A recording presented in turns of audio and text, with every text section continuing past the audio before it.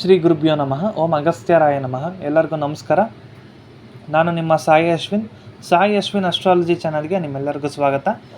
ನಾವು ತಿಥಿಗಳ ಬಗ್ಗೆ ನೋಡ್ತಾ ಬರ್ತಿದ್ವಿ. ಚೌತಿ ತಿಥಿ ತನಕ ನೋಡಿದ್ವಿ, ಚತುರ್ಥಿ ತಿಥಿ ತನಕ ನೋಡಿದ್ವಿ. ಇವಾಗ ಪಂಚಮಿ ತಿಥಿ ಬಗ್ಗೆ ನೋಡೋಣ.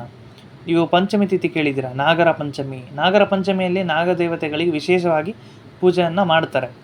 ಸೊ ಈ ಪಂಚಮಿ ತಿಥಿಯಲ್ಲಿ ಯಾರು ಜನಿಸ್ತಾರೋ ಇದರ ವಿಶೇಷತೆ ಏನು, ಇವರ ವಿಧಿ ಹೇಗೆ ಕೆಲಸ ಮಾಡುತ್ತೆ ಅನ್ನೋದನ್ನು ನಾನು ನಿಮಗೆ ಹೇಳ್ತೀನಿ.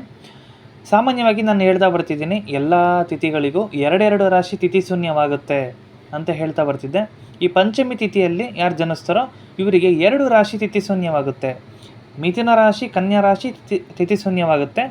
ಹಾಗೆ ಪಂಚಮಿ ತಿಥಿಯಲ್ಲಿ ಯಾರು ಹುಡ್ತಾರೋ ಇವರಿಗೆ ಶತ್ರುಗಳು ತುಂಬ ಇರ್ತಾರೆ. ಸಾಲನ್ನು ಜಾಸ್ತಿ ಆಗ್ತಾ ಇರುತ್ತೆ. ಕೋರ್ಟ್ ಕೇಸ್ ವಿವಾದ ಇವರಿಗೆ ತುಂಬ ಆಗ್ತಾ ಇರುತ್ತೆ. ಪಂಚಮಿ ತಿಥಿಯಲ್ಲಿ ಯಾರು ಹುಡ್ತಾರೋ ಶತ್ರುಗಳು ತುಂಬ ಇರ್ತಾರೆ. ಕೋರ್ಟ್ ಕೇಸ್ ವಿವಾದ ಅನ್ನೋದು ಖಂಡಿತ ಅವರಿಗೆ ಇದ್ದೇ ಇರುತ್ತೆ. ಒಂದು ಕೇಸಾದರೂ ಇವರಿಗೆ ಇದ್ದೇ ಇರುತ್ತೆ, ಆಸ್ತಿ ವಿಚಾರದಲ್ಲಾಗಿರ್ಬೋದು.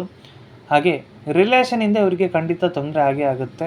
ಬ್ಲ್ಯಾಕ್ ಮ್ಯಾಜಿಕ್ ಪ್ರಯೋಗ ಅನ್ನೋದು ಯಾರು ಪಂಚಮಿ ತಿಥಿಯಲ್ಲಿ ಹುಡ್ತಾರೋ ಬ್ಲ್ಯಾಕ್ ಮ್ಯಾಜಿಕ್ ಪ್ರಯೋಗ ಆಗುತ್ತೆ. ಸೊ ಅದು ಇವರಿಗೇನು ಮಾಡಲ್ಲ.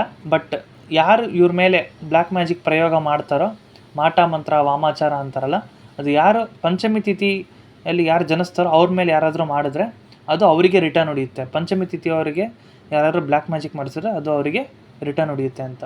ಆಮೇಲೆ ಫ್ರೆಂಡ್ಸಿಂದ ಸ್ವಲ್ಪ ಹುಷಾರಾಗಿರಬೇಕು. ಯಾವುದೇ ಶ್ಯೂರಿಟಿ ಸೈನ್ ಹಾಕಕ್ಕೆ ಹೋಗಬಾರ್ದು. ಪಂಚಮಿ ತಿಥಿಯಲ್ಲಿ ಯಾರು ಜನಿಸ್ತಾರೋ ಅವರು ಶ್ಯೂರಿಟಿ ಸೈನ್ನ ಹಾಕಕ್ಕೆ ಹೋಗಬಾರ್ದು.